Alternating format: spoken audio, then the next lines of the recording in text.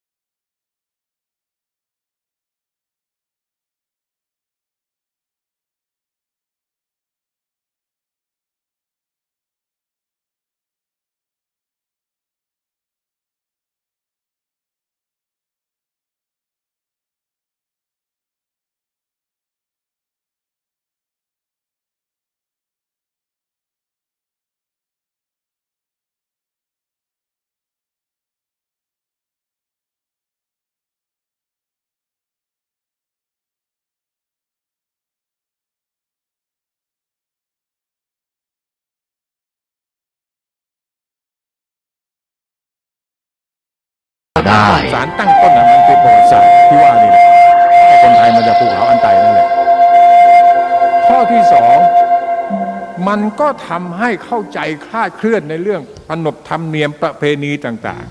ๆทัศนะของคนเขียนหนังสือตำราอันนี้หรือหน่วยขอเรียนเชิญร่วมทำบุญเป็นเจ้าภาพทอดผ้าป่าสามัคคีเพื่อสร้างระบบน้ำเกษตรใช้ลดต้นไม้และรองรับการปรับภูมิทัศน์จัดสวนรอบๆอาคารลานพระใหญ่ทอดน้ำวัดพระธาตุสีมาโพตะโพธารามพระธาตุม่อนปิดตำบลโป่งน้ำฮ้อนอำเภอฝางจังหวัดเชียงใหม่วันพุธที่ 16 เดือนเมษายน 2568 เวลา 13:39 นาทีร่วมบริจาคผ่านหมายเลขบัญชี 204-309-3196 ธนาคารกสิกรไทยสาขาฝางประเภทออมทรัพย์ติดต่อสอบถามได้ที่ 065-208-4594 065-208-4594 พระจำเริญโชติธรรมโมแสนศรีรักษาการเป็นเจ้าว่าเชื่อเรื่องฝันโอเคนะสงกรานต์ ท่านกำลังติดตามรับฟังสถานีวิทยุกระจายเสียงพระพุทธศาสนาแห่งชาติและสังคม ประเพณี คลื่นเพื่อการศึกษาพระพุทธศาสนาและวัฒนธรรม ระบบ FM 104.5 เมกะเฮิรตซ์ ปฏิทินคิดปฏิทิน รายการต่อไปเป็นรายการคดีโลกคดีธรรม แต่ Southeast Asia เนี่ยปฏิทินในแง่จันทรคติคือพระจันทร์กับพระอาทิตย์สงกรานต์เราเริ่มนับเมื่อไหร่ไม่ทราบแต่เราพบรูปประติมากรรมรูปพระอาทิตย์ ความนอบน้อมแด่พระรัตนตรัย เพชรบูรณ์ด้วย ถวายความเคารพพระมหาเถระพระเถรานุเถระทุกท่าน ในสีเดชมีแล้วก็ประมาณพ.ศ. ขอความสุขความเจริญในธรรมจงบังเกิดมีแด่ท่านสาธุชนที่กำลังติดตามรับฟังรายการจากสถานีวิทยุแห่งนี้ทุกท่านในอินเดียที่เรารับมามันเป็นประเพณีขอนำท่านผู้ฟังเข้าสู่รายการคดีโลกคดีธรรมสีเทพก็รับมาแบบนั้นสีเทพคือทวารวดีนะค พ รั บบ กันวันนี้ทวารวดีไม่ใช่นครปฐม วันแรม3 ค่ำเดือน 5สีเทพ วันนี้ตรงกับ พระวารวดี วันอังคารที่ แล้วก็ตกทอด 15 เมษายน จกระทั่งถึงอยุธยา พระ สงก พุ รา ท นต์ ธศักราช เพราะฉะนั้นสงกรานต์ที่รับเข้ามา 2568 เป็นประเพณี รายการ ของ คดีโลกคดีธรรม ที่ทำในเทวสถ มีให้ท่านผู้ฟังติดตาม แล้วก็ รับฟังกันเป็นประจำทุกวัน ในราชสำนัก ทางสถานีวิทยุ พระพุทธศาสนาแห่งชาติคลื่นต่างๆ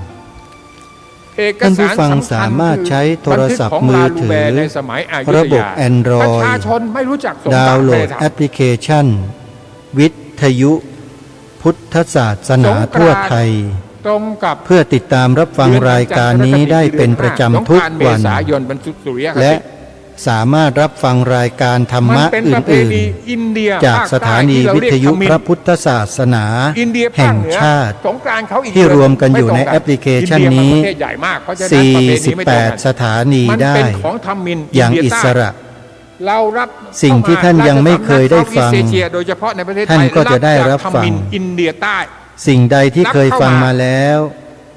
ได้ฟังซ้ หรือเป็นขึ้นปีให ำ ม่ ก็จะทำให้เราได้เข้าใจในสิ่งนั้นๆมากยิ่งขึ้น เรียกว่า เปลี่ยนศักราช มีแต่ประโยชน์ ของเขามันจะเป็นศักราชอะไรก็แล้ว โดยส่วนเดียว แต่มันยุ่งมันมากเอาเป็นว่า คื เปลี่ อย นศัก แอป รา พ ช ลิเคชันที่ชื่อว่า เปลี่ยนศักราช วิ นะ ทยุ ไม่ใช่ พุ เป ท ลี่ยนปี ธ นัก ศา ษัตริย์ สนา ทั่ว เปลี่ยน ไท ศั ย กราชตอนเดือน 5 เมษายน ขอเชิญ สงกรต์ ทุกท่านแนะนำให้ญาติธรรมของเรา ได้ดาวน์โหลดแอปพลิเคชันนี้ แน่นอนแต่เขาทำใน ไว้ติดตามรับฟังรายการดีๆ มากมาย ประชาชน ตลอด ในอยุธยา 24 ชั่วโมงด้วยกัน ไม่ไทำพิธีสงกรานต์ไม่รู้จักสงกรานต์ ใครที่บอกเพื่อนๆ ให้ดาวน์โหลดได้ แต่ ผู้นั้นได้บุญ ตอนเดือนเมษายนน่ะ เหมือน ตรง กับ เดือนจันทรคติ ช่วย คือเดือ กัน ห้า ให้ธรรมะ เดือน5 เป็น เนี่ยเขา ทา มี น พิธีเลี้ยงผีขอ ชนะ อยู่แล้ว การให้ เอามาหน้า ทั้ง แหละ ปวง สมเด็จพระสัมมาสัมพุทธเจ้าตรัสไว้ พระพญาแถนเส้น สัพ ผี พะ หมดเต็มไป ทา หมด นัง เพราะต้องการขอ ธรร ฝน มะ จะให้ฝน ทา ตกเดือน นัง 6จะได้ทำนาเดือน ชิ 7เดือน นา 8 ติ เป็นเอง การให้ธรรมะเป็น ตั้ง ทา แต่ก่อน น ธรรมศาสตร์ ชนะการให้ ก่อนรู้จักอิน ทั้ เดีย ง เขาก็ ปวง ทำอยู่แล้ว ชาวบ้านเขาทำอยู่แล้วเลี้ยงผี ทำไมจึงชนะการให้ทั้งปวง เป็นเรื่องปกติเลย การให้ธรรมะ เป็นการให้ทุกสิ่งทุกอย่าง ขึ้นปีใหม่ของราชสำนักเขาขึ้นปีใหม่ ที่บอกว่า ตนเดืน ให้ทุกสิ่งทุก ไป อย่าง ดูใน นั้น วรรณ ก็หมายความว่า ของอยุธยาได้ เมื่อคนเรา เป็นปีใหม่เดือน5ทั้งนั้น ได้เข้าใจธรรมะแล้ว ประชาชนอ่ะขึ้ นั่น ปี แห ใม่ ละ เดือน จึง ห้า ชื่อว่าผู้นั้น เกี่ยวข้าวเสร็จ ได้ทุกสิ่งทุก เกี่ยวข้าว อย่าง เดือน12เดือนอ้ายเริ่มเกี่ยวข้าว เพราะธรรมะ มันเริ่ม คือ ได้ผลผลิต ธรรมชาติที่มีอยู่แล้วเป็นอยู่แล้ว เดือนอ้าย แต่ ประชาชนไม่รู้จัก เพราะ สงกนต์ เราไม่เคยได้ อ สดับ ไม่เคยได้ฟัง สงกรานต์ เราจึงไม่รู้จัก เข้าสู่ประชาชน เมื่อเราไม่รู้จัก ที่กรุงเทพ เราก็นำสิ่งนั้นมาใช้ประโยชน์ไม่ได้ ประกาศ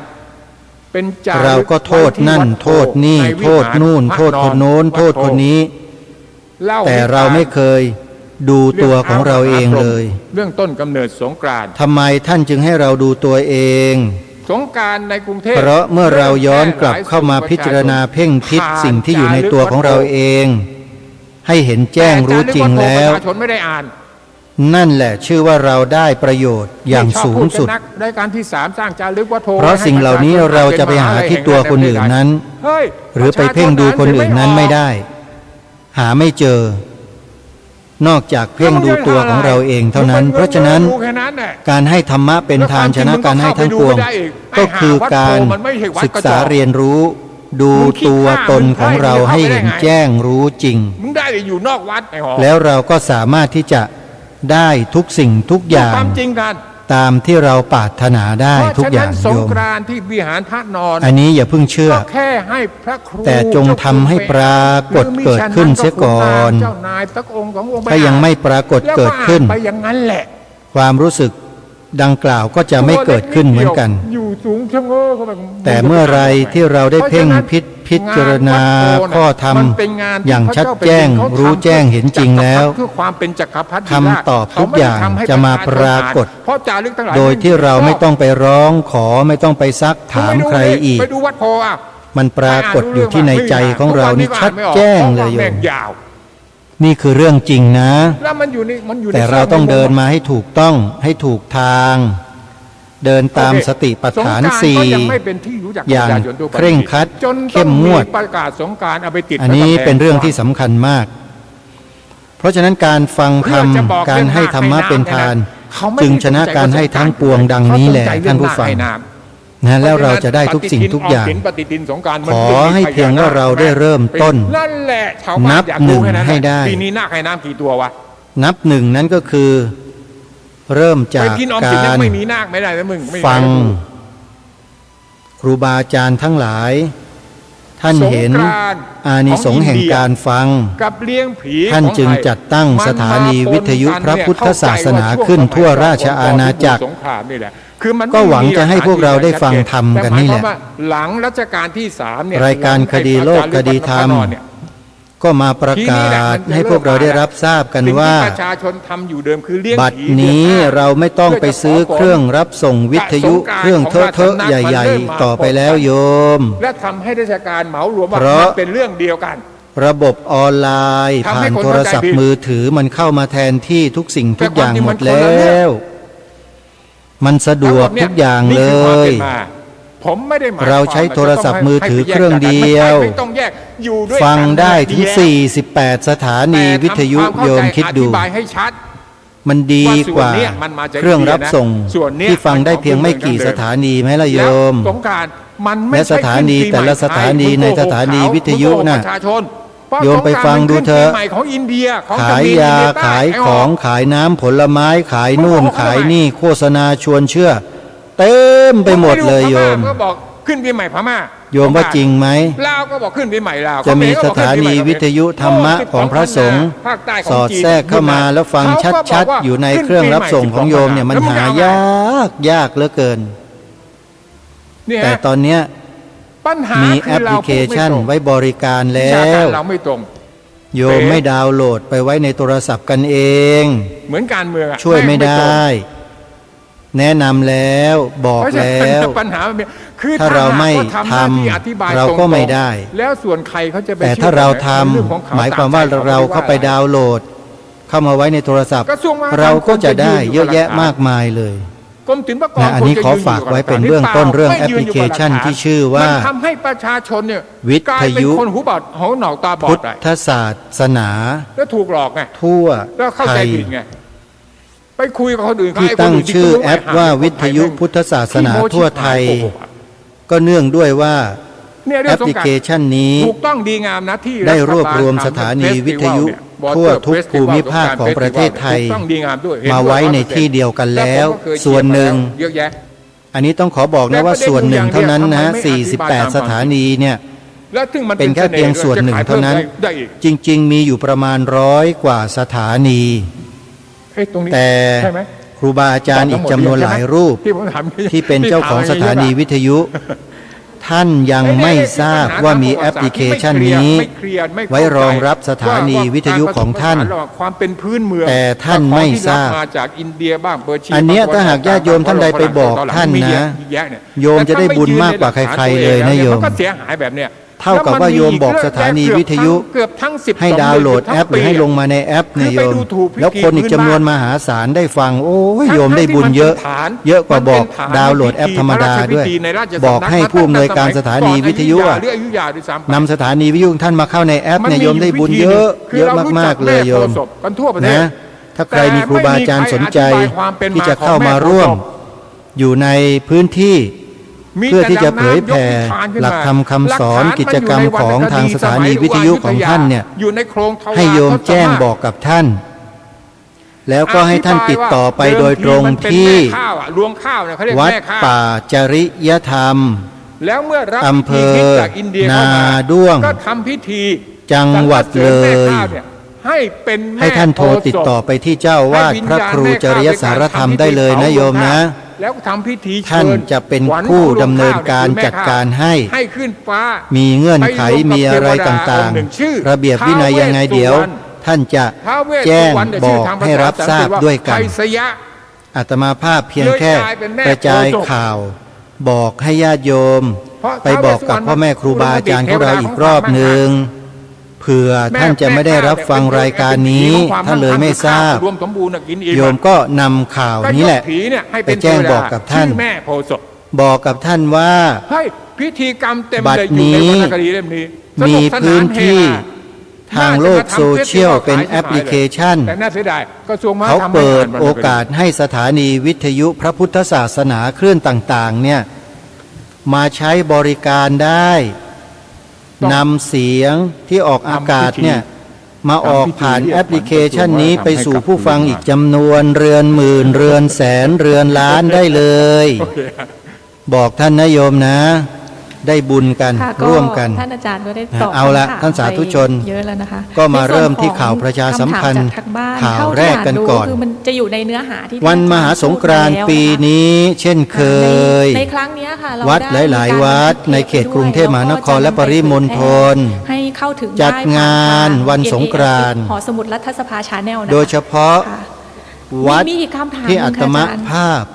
คือ จะ เท่าที่ แนะ ฟังดูยังไม่ได้ นำประชาสัมพันธ์ พูดถึงก็คือ ญาติโยม ภาษา ให้ได้รับ อักษ ทราบ เขียน ว่า ภาษาจ้วง มีงานสงกรานต์ ที่เกี่ยว จัดขึ้น ภาษา เป็น จ้วง ประจำทุกปี จ้วง นั่นก็คืองานมหาสงกรานต์ เขาถามมาแบบ วัด นี้ มหาธาตุยุวราชรังสฤษ อักษร แขวง เขียน พระบรมมหาราชวัง ของภาษาจ้วมีหรือไม่ เขตพระนคร กรุงเทพมหานคร ไม่เยเห็นเพราะว่าอักษ หรือ ปัจจุบัน เรียกสั้นๆว่า อักษรจีน วัด เขียน มหา คำจ้วง ธาตุ คำจ้วง ท่า คือ พระ สกุลไทยก็ได้ จันทร์นั่น เพ เอ ราะ ง ฉะนั้นมีคำเป็นจำนวนมากที่พวก การจัดงานเริ่มตั้งแต่วันที่ 11 เม ต้องพวก ษายน เพราะไม่เคย แล้ว เห็น ไปสิ้นสุดวันสุดท้าย เขาใช้อักษรจีน 15 เมษายน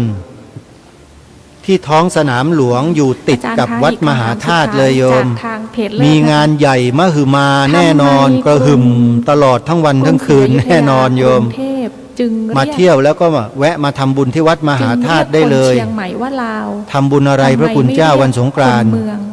คนยวน คือจะขอแจ้ง หรื บอกกับท่านสาธุชนไว้อย่างนี้ว่า ที่วัดมหาธาตุแห่งนี้เนี่ย ไอ้ต้นตอ ได้จัด ของคนเชียง อา ให จ ม่ สงฆ์ให้พระสงฆ์ท่านนั่ง เรดูจากองค์สวดานโยนก แล้วให้ญาติโยมเนี่ย ดูจากตำนานเอกสาร นำ พื้นเมืองของเขานะค รู รับ ปภาพ ผู้ที่ล่วงลับไปแล้ กษั ว ตริย์ หรือกระดูก ลำดับกษัตริย์ อัฐิของญา ตั้ ติ งแต่ ผู้ใหญ่ รุ่นก่อน พ่อแม่บิดามารดา พญามารราย ใครก็แล้วแต่ผู้วายชนเนี่ย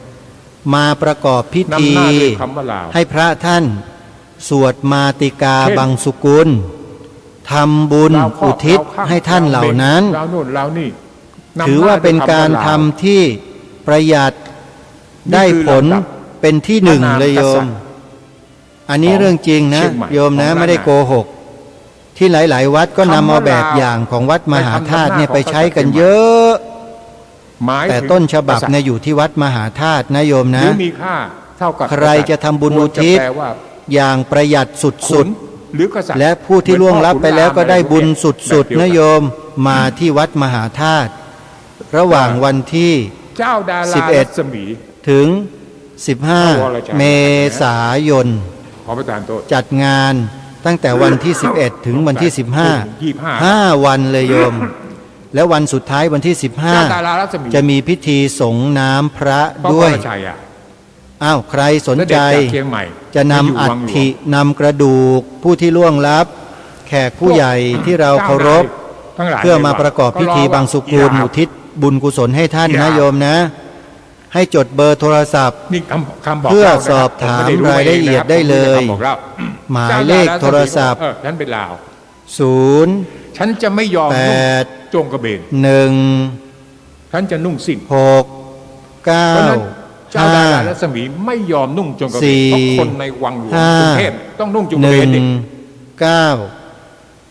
0 8 1 จนกระทั่ง 6 9 สิ้นประโยชน์ 5 4 5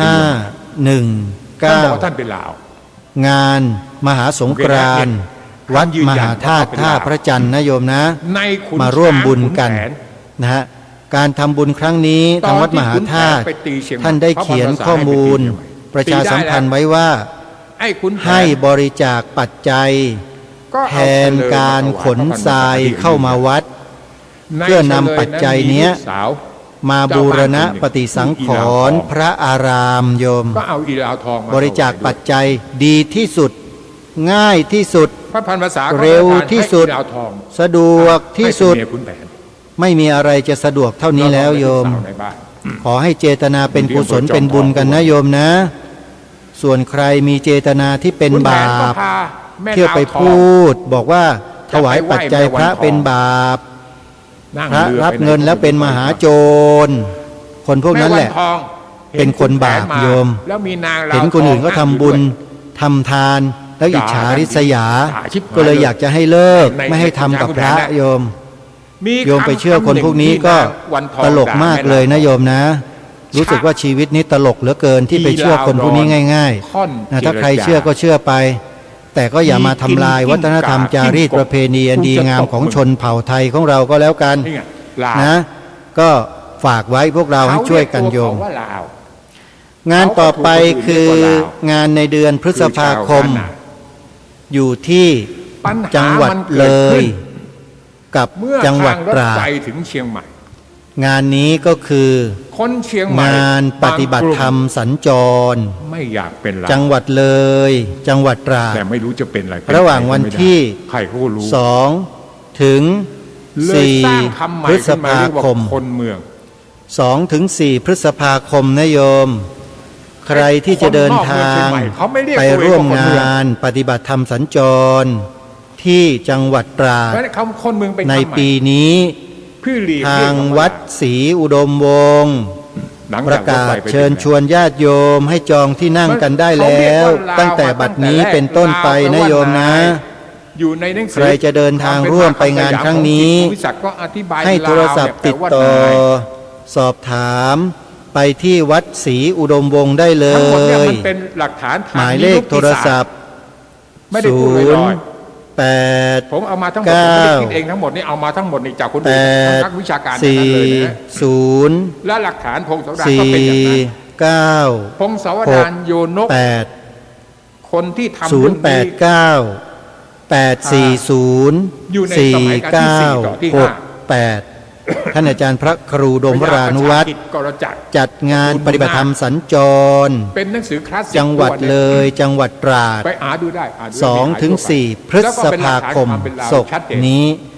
ส่ว ในคืนวันที่ สมัยหลัง 3 พฤษภาคม จะเป็นลาวไม่เป็นลาว มีการแสดงธรรม โอเค สอดแจ้ง ผมไม่เกี่ยวข้องด้วย แล้วแต่ใคร นะโยมนะ สมัครใจ ใครจะ เป็น ไป อะไร ก็ เป็น ติดต่อจองที่นั่งกันได้แล้ ส่วน ว โยนก ตั้งแต่บัดนี้เป็นต้นไปที่วัดศรีอุดมวง นี่ ศ์ คำของอธิบายของจิตภูมิศักดิ์ ต่อจากเดือนพฤษภาคมก็เป็นเดือนมิถุนายน แปลว่าขี้ข้า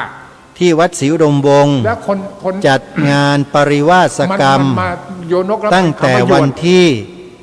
คำว่าโยนกับโยนกเป็น 25 มิ คำเดียวกั ถุ น นายน มันเพียงแต่กร่อนให้สั้น ถึงวันที่ ไม่ยาว 4 กรกฎาคม จิต ศก ภูมิศัก นี้ ดิ์เคยอธิบายว่ามันเป็น วันที่ ภาษาพม่า 24ลงทะเบียน พวกนี้ว่าพวกขี้ข้า วันที่ 25 แต่ ขอ พวก ป นี้ก็ ริ ไม่ วาส นึกชื่อกูโยนก วันที่ 28 ขอมานัด โยนก วันที่ มันไม่ 4 ใช่ กรกฎาคม ภษ ขอ เดิ อั ม บพาน คทั่วไปคส่วนมากก็ไม่รู้จักหรอก เป็นอันเสร็จกิจกรรมใครจะร่วมถวาย พัตตาหารเช้า พัตตาหารเพลน้ำปานะตอนเย็น ติดต่อขอร่วมบริจาคได้ที่ พระครูดมวรานุวัตร หมายเลขโทรศัพท์ 0 คนที่หนึ่งเนี่ยชื่อคุณรอไปครอง 8 เมืองหลวงพระบาง 4 คนที่3 4 ชื่ออะไรสักอย่างผมจำชื่อสงอะไรมาครองอยู่ที่ 8 โยนกเนี่ยและคน 0 อ ที่ นุโมทนาบุญ 5 ทุ อยุธ ก ยา ทุกท่าน ชื่อขุนง้ออิน มีอีก ทั้งห กิ มด จ เนี่ย กรรม มันเป็น หนึ่ง นิทาน ที่ ไม่ใช่เรื่องจริง จะขอ แต่มันสะท้อน ประชาสัมพันธ์ เส้ทาง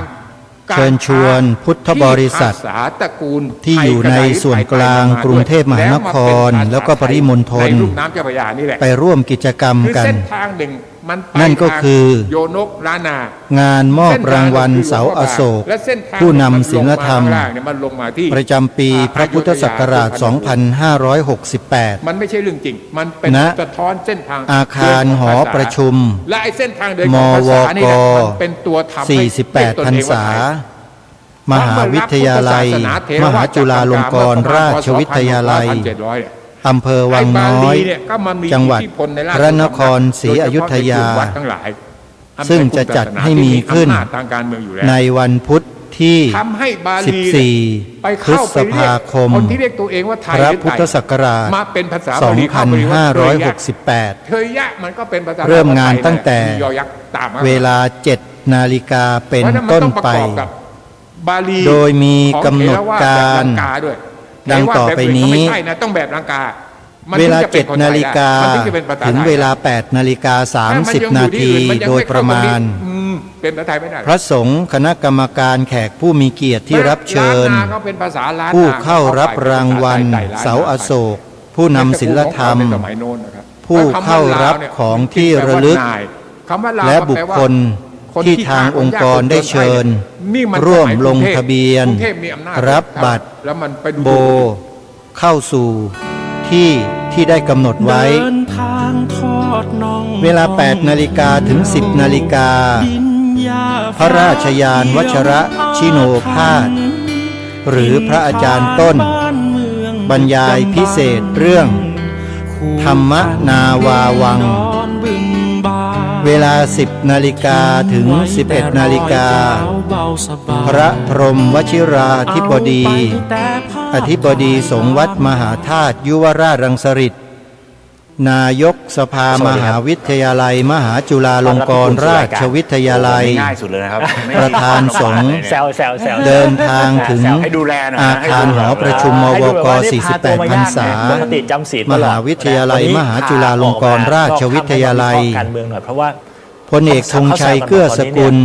การเมือง นายกสมาคมผู้ทำคุณประโยชน์ เพื่อพระพุทธศาสนาแห่งประเทศไทย ลูกชายคุณในวินแกไป จุด โยนระเบิด ธูป กลางสภา เทียนบูชาพระรัตนตรัย ไม่เอาคาสิโน นักเรียน โอ้โหเท่านั้น ในโครงการส่งเสริมคุณธรรม ศีลธรรม ทีละประเด็น นำการศึก เอาเรื่ ษา องแรกก่อน นำสวดมนต์ มันทำให้ บ ส ท ถานะ นมัสการพระรัตนตรัย มันอยู่ในภาวะสั่นคลอนอย่างหนักแล้วหรือเปล่าในฐานะที่เรา พระ เคย พรหมบัณฑิต อยู่ในการเมืองมาก่อนนี่เป็นสัญญาณ ศาสตราจารย์ หนึ่ ด็ ง อกเตอร์ มันใกล้จะถึง กรรมการมหาเถรสมาคม คือ อุปนายก สภามหาวิทยาลัยมหาจุฬาลงกรณราชวิทยาลัย สิ่งที่เรารู้อะ ประธานสภาสากล วันวิสาขบูชาโลก หรือเปล่าครับ บรรยายพิเศษเรื่อง มันเป็น ความสำคัญของพระเจ้าอโศกมหาราช กับพระพุทธศาสนา คือ และสถานการณ์พระพุทธศาสนาในปัจจุบัน ไม่ได้เลยเนี่ยเขาจะเรียกปลา จากนั้นพลเอกธงชัยเกื้อสกุล แต่ว่าน ายกสมาคม ผู้ทำคุณประโยชน์เพื่อพระพุทธศาสนาแห่งประเทศไทย จริงๆน่ะ ดรเสริมวุฒิ น้ำเดียวกัน สุวรรณโรจน์ แต่ว่า ประธานจัดงาน ไม่ได้เขาเรียกอะไร ถวายเครื่องทยธรรมแด่ ไม่ได้เสี่ยวกันอะ พระพรหมวชิราธิบดี กลายเป็นว่า และ เป็นคู่แข่ง พระพรหมบัณฑิต ที่แบบเหมือนเป็นประกัดอะ เวลา อยู่ในโลกเดียวกั 11 นาฬิกา 30 นาที น้ำ ถวาย เดีกัน ภัตตาหารเพลแด่พระสงฆ์ แต่ว่า ผู้ร่วมงานรับประทานอาหารกลางวัน มี conflict of เสร็จ interest พิธี อย่างแรง ในภาคเช้า นอนเตียงเดียวกันแต่ฝันคนละ ใน แบบ ภาคบ่ายเวลา 12 นาฬิกา 30 นาที ไม่ ถึง ขนาด 13 นาฬิกา 30 นาที ต้องบอกอย่างนี้ครับว่า พระสงฆ์ ทั้งสอง คณะกรรมการผู้มีเกียรติรับเชิญ จะอยู่ใน ผู้รับรางวัลเสาอโศก คะแนน ผู้นำศิลธรรม ใกล้กันมากที่สุด ผู้รับของที่ระลึก ในจุดต้องแข่งขันกัน ลงทะเบียน อันนี้คือเฉพาะหน้าที่ รับบัตร แต่ถ้า โบ ดูแบบ เข้านั่งประจำ ระยะ ที่ ยาวมาเลยเนี่ย หมายถึง ก็คือ ผู้ที่ยังไม่ได้ลงทะเบียน ก็จะมาลงทะเบียนในช่วงบ่าย เคอยู่ในภาค นะ เดี ฮะ ยวกัน แล้วพอถึงเวลาก็มาแตก เวลา ซึ่ง 13 นาฬิกา ในเหตุกรณ์ที่ 30 นาที มันไม่ใช่แค่ว่าแบบ พลเอกธงชัยเกื้อสกุล แต่มันแตกกันแบบ นายกสมาคม ในลักษณะที่พอแตกแล้วก็ ผู้ทำคุณประโยชน์เพื่อพระพุทธศาสนาแห่งประเทศไทย อยู่ฝั่งตรงข้ามด้วย กล่าว แให้ ต้อนรับ คุณให้โทษกับอีก ผู้มาร่วมงาน ซึ่งกลายเป็นว่าไม่ได้ให้ทุน และ กลายเป็นให้โทษ ความเป็นมา เช่น ของการจัด กรณี งาน งูเห่ที่เคยเกิดขึ้นเคยอะไรอย่างเงี้ย จากนั้น ซึ่งมันมีแผล ซัก กันยู่ ซ้อม นจะ พิธี กันอยู่ รับ แล้วก็ รางวัลเสาอโศ แล้วก็ กผู้นำศิลธรรม มันก็จะมีเหตุการณ์อี การ หลยหตุ เข้ารับของที่ระลึก ซึ่งมันไม่ได้ พลเอกธงชัยเกื้อสกุลนายกสมาคม นอาจจะทะลุ ผู้ทำคุณประโยชน์เพื่อพระพุทธศาสนาแห่งประเทศไทย เอามาเชื่อม และ ต่อกั คณะกรรมการ ใจมาเยียวยา ถวายสักการะ ด้วยพิเศษ พระเถระผู้ใหญ่ ยังไงมันก็ต้องเห็นรอยร้าวและในที่สุด เวลา มื่ 14 นาฬิกา ลับคืนสู่ พลอากาศเอก หนึ่ง ชลิต ซึ่ง พุกผาสุข ซึ่ง องคมนตรี กลับไปที่ เดินทางโดยรถยนต์ ในสเตจที่มันแบบ ถึง นิ่แล้ ยั ว ง เนี่ อาคารหอประชุมมวก เรื่องอื่นละ 48 พรรษา วาระทางการเมือง พลเอกธงชัยเกื้อสกุลนายกสมาคมผู้ทำคุณประโยชน์เพื่อพระพุทธศาสนาแห่งประเทศไทย เราจะได้ ดร ยิน สิริทัศน์โรจนพฤกษ์ กับตอนที่ ประธานกรรมการอำนวยกา คุณ ร ทินด้วยซ้ำอ่ะที่เคยคุย อุปนายกสมาคม ซึ่ง ดรเสริมวุฒิสุวรรณโรจน์ประธานกรรมการจัดงาน ที่เดินไปเห็ อุ น ปนายกสมาคม เข้ากัน พลตรีสุรศักดิ์ พอใก สุ ล้ๆกัน ขะ อะ รองประธานกรรมการจัดงาน เขว่อยู่ในคะแนน กลุ่มเดียวกัน อุปนายก เมื่อไหร่ สมาคม ก็จะซัดกันกระจายเหมือนกัน ดร.ปัทมาวันศักดิ์พิรม คำพูดซึ่งเราเคย ร ได้ยิน อง ว่า ประธานกรรมการจัดงาน หมเวลเกรงใจกัแล้วอะไรเงี้ย อุปนายกสมาคม การเมืองมันก็ต้องดู และ กันยาวๆ คณะ แล้วไม่ได้ยาว กรรมการจัดงาน 4 ปีมันเหลืออีกสัก รอรับ 2 ปีอะไรเงี้ยอีก2 ปี องคมนตรีเข้าสู่ภายในอาคารหอประชุมมวก 48 พรรษา 2 ปีเป๊ะๆล่ะพราฉ และ นั้นมัน เข้าพักรอ มันเมษาแล้วนี่ ณห้องรับรอง ก็จะมี เวลา ก็จะต้องย้อนรอย 14:30 เดิมอีกครั้งหง นาที แต่ถามว่าณเวลานี้ พลเอกธงชัยเกื้อสกุล ทัมมิ่งมันยังไม่ใช่ นายกสมาคมผู้ทำคุณประโยชน์เพื่อพระพุทธศาสนาแห่งประเทศไทย เรียนเชิญองคมนตรี เข้าห้องประชุมมวก 48 พรรษา ประโยชน์เนี่ยมันไป องคมนตรี จุดธูปเทียนบูชาพระพุทธโสธร ในเมื่อรู้อยู่แล้วว่านับไปเถอะ องคมนตรี พอถึงเวลาอีก6 เข้า เดือน ห้องประชุมมวก หรืออาจจะเร็วว่านั้น 48 พรรษา มันจะ จุดธูปเทียนบูชาพระรัตนตรัย หมดเวลาเกรงใจกันแล้วเนี่ย กราบ โผล่ขึ้นมาอีก จากนั้น เพราะยัง ก ไง ลับมานั่ง ต้อง ที่เก้าอี้ ทีนี้ก ที่ ลับ จั มา ด ดู เตรียมไว้ ช่วงระยะเวลาอันใกล้ ว่าเราเห็น นักเรียน ร่องรอย ในโครงการส่งเสริมคุณธรรม นั ศีลธรรมนำการศึก ด ษา หมายซึ่ง อาราธนาศีล เดี๋ยวจะมี รับ ไปเจอ ศี กัน ล ของ พระสงฆ์เจริญพระพุทธมนต์ ที่อยู่ข้างหลัง องคมนตรีประเคนจตุปัจจัยทายธรรมแด่พระสงฆ์ ผู้นำจิต จาก วิญญาณ นั้น จะมีชื่อย่อจะเรียก กรวดน้ อาจารย์ใหญ่บ้างอะไรบ้างเนี่ย ำรับ ไปเจอกัน พร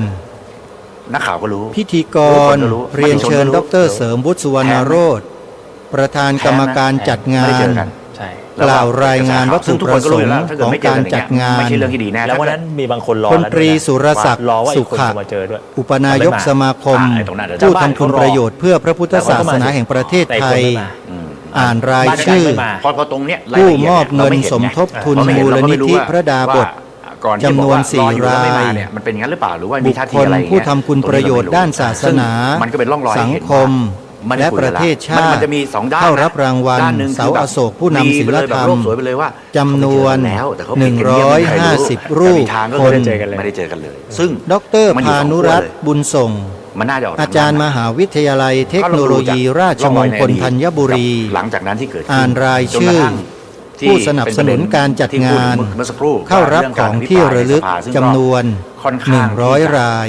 แรงมาก องคมนตรี เพราะว่าปัจจุบันเนี่ยที่เราเห็น กราบ เนี่ยมัน พระรัตนตรัย ๆ มันไม่ได้เป็นการเมือง ลา แบบ พระสงฆ์ แบบเผชิญหน้า รับของที่ระลึกจากสมเด็จพระพุทธาจารย์ มันเป็นถ้า วัดไตรมิตรวิทยาราม ทหารนะเขาเรียก สมเด็จพระมหาธีราจา สงคราร ม ย์ ตัวแทน วัดพระเชตุ คือ พ ต่าง น คนก็ต่างไ วิมลมังคลาราม ทำไมอยู่ๆไปขุด พ เรื่ ระ องนี้ พ ขึ้น ร มา หมวชิรา เอ๊ะทำไม ธิ อบ ยู่ ดี ๆคนนี้ไปตรวจสอบ นายกสภามหาวิทยาลัย ซึ่ง มหาจุฬาลงกรณราชวิทยาลัย พอถึงเวลาปุ๊บก็ไม่มีอะไรในกอ จากนั้ ไผ่ น อะไรเงี้ย ท่าน คือ อง มั คมนตรี มันเป็นการ ออกจากอาคารหอประชุมมวก 48 พรรษา เป็นการดีลเป็นการ เดินทางกลับ มันยิ่งกว่า เป็นอัน โป๊กกอร์ เสร็จ ณเวลานี้ย พิธี คือมันมีทั้งบลัฟทั้ง และนี่ก็ โชว์ความ คือ เข้มแข็งทั้งอะไรกัน กำหนด หลายอย่าง การ จนกระทั่ง งานมอบรางวัลเสาอโศกผู้นำศิลธรรมของสมาคมผู้ทำคุณประโยชน์เพื่อพระพุทธศาสนาแห่งประเทศไทย เมื่อสักครู่ได้พูดถึงประเด็น โดยมีท่านพลเอกธงชัยเกื้อสกุล ยอมรับว่าช่วง เป็นนายก ช่ว ส วัน มา ที่ผ คม อาจจะไม่แบบก็ งานนี้ ยุ่งทั้งวัน ได้มี ที การจัดประชุมกันไปหลายครั้งแล้ว ตามการเมืองละเอียดมาก แล้วก็ นะ ครั้งล่าสุด สิ่งที่มันต่อเนื่อง เมื่อวันอังคารที่ บอก 8 ว่า เมษายนที่ผ่านมา นค่อนข้างชัดเจนถามว่า ก็มีการประชุม ประเด็นเรื่อง ปรึกษาหารือ ใช่ วางบุคคลในการรับผิดชอบงานในส่วนต่างๆ เป็นที่เรียบร้อยแล้ว ลองไปดูโพลที่ อาต เขา มา สำรวจ ภาพ ไปดูอะไรก็ได้ ก็ได้เข้าร่วมประชุมในครั้งนี้ด้วย หรือว่าคนที่ทำกันเองเนี่ย ในฐานะ แม้กระทั่ง เป็น ความรู้สึกนึกคิดของ ผู้ช่วยเลขานุการ สมัย คณะกรรมการจัดงาน ก้าวไกล รูปหนึ่ง ฝ่ายค้านเดิม แล้วก็ได้ถูกวางตัวไว้ ถามนโยบายในส่วนของ เป็น ฝ่ายค้านอะ พิธีก ที่พูด ร กันอะ สัมภาษณ์ เขาใช้เรี บุ ยก ค ว่า คลผู้มีชื่อเสียง คาสิโน ในแวดวงของพระสงฆ์แล้วก็แวดวงของ อะไรเงี้ย นัก ทุกคน แสดง ตอบว่า ต่า ถู ง กกฎหมาย ๆ ที่มาเข้ารับรางวัลในครั้งนี้ด้วยนะถือว่าในที่ประชุม